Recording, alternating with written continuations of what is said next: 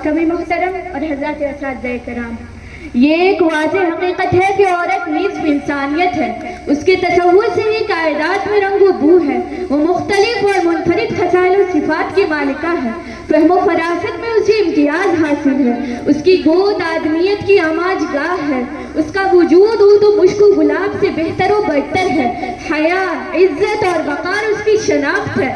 شفقت و رحمت سے اس کی ذات کا ہر خاکہ معمور و مزین ہے۔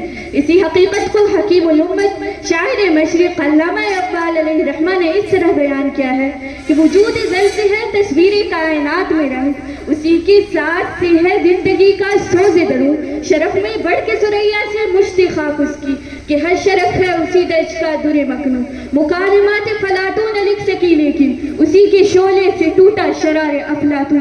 ان اشعار کی صداقت، نغمگی خوبصورتی اور فنی خوبیوں پر گفتگو کرنا تو سخن شناسوں کا کام ہے۔ میں تو بس یہاں اس تصویر کا دوسرا اور تاریک پہلو دکھانا چاہتی ہوں تاکہ اس سے نکالے جانے والے منفی نتیجے کی تردید ہو سکے۔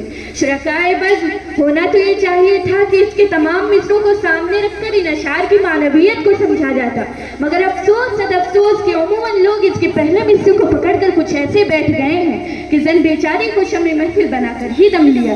کیا شاہراہوں پر لگے قد آدم بورڈز، کیا دکانوں پر بیچی جانے والی بڑی سے بڑی اور چھوٹی سے چھوٹی چیزوں پر موجود تصاویر، اور کیا ٹیلی ویژن پر چلنے والے علم غلم اشیاء کی اشتہارات، ان سب میں عورت ہی سے رنگ آمیزی کی کوشش کی جانے لگی۔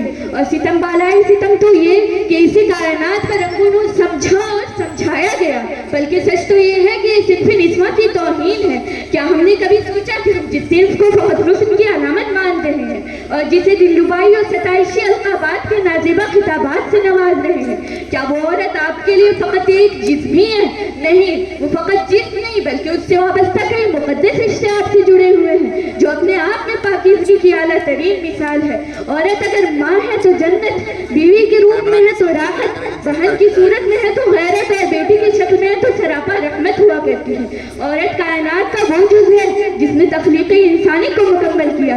حیف صد حیف کہ ہم نے اسلام کے مزاج اور اقبال کے اس نقطۂ فکر کو بھول کر اس کو اشتہار کا سامان بنا ڈالا، اور ہم عورتوں کی کم عقلی تو دیکھیں کہ مرد نے ہماری صلاحیت کو پسپا کرنے کے لیے جو لقب چنا ہم نے اسے گلے کا ہار بنا ڈالا۔